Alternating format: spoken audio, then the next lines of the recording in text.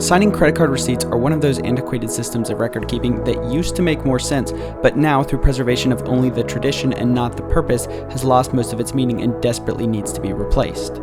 Kind of like that collection of VHS tapes you still have from the 90s, even though you no longer have a VHS player. To understand this, let's go back to the credit card receipt glory days. Actually, we have to rewind a little bit before that and talk about credit.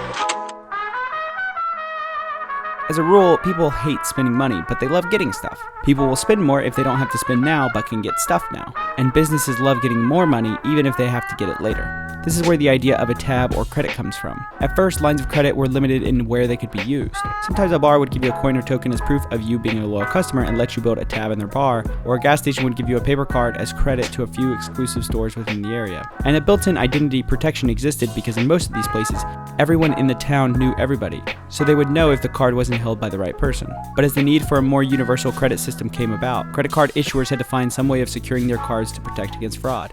After all, if you're from Ohio and someone uses your card in New York, how is the merchant to know it isn't you? So this is where the signature on the back of your card comes in. The merchant has you sign your credit card receipt and is supposed to check if the signatures match to prove it is really you.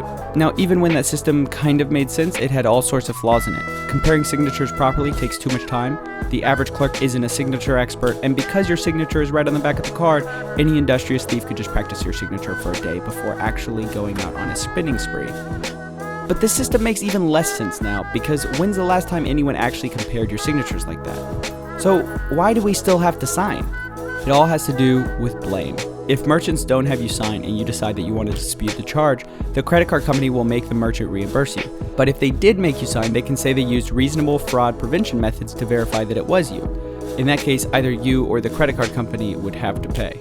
But let's not get lost in business buzzwords here. It's important to note that what everyone considers to be reasonable fraud prevention is not reasonable at all, because they never check if your signature matches anything. Let me give you an analogy. Imagine bars were tired of the time it takes to individually check everyone's ID, but the government tells them they still need to check if everyone's 21 because the law says so. So in efforts of reasonable age identification, they ask everyone, "Are you 21?" And if they say yes, they can drink. This system would help the bar prove that they were trying to stop underage drinking, but the actual result would be the equivalent of having no age check at all. And that's my point. Your credit card signature is equivalent to no signature at all because it will never stop anyone from using your credit card. So what do we do about it? Well, the good news is technology is making fraud protection easier and better than ever. In Europe, they rolled out a chip and PIN system, which requires a PIN every time you try to buy something. This is at least as fast as signing a receipt and actually has some real security in it. But in America, although we've adopted the chip cards, we're still using our signature system. Why, you ask? One credit card company explained this.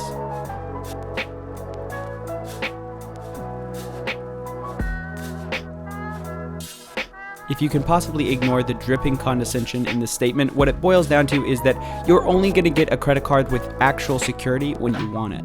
And for that to happen, people everywhere need to realize that the story of the signature is a lie. It doesn't protect you, and worse, it breeds a false sense of security in a system that needed to be replaced decades ago.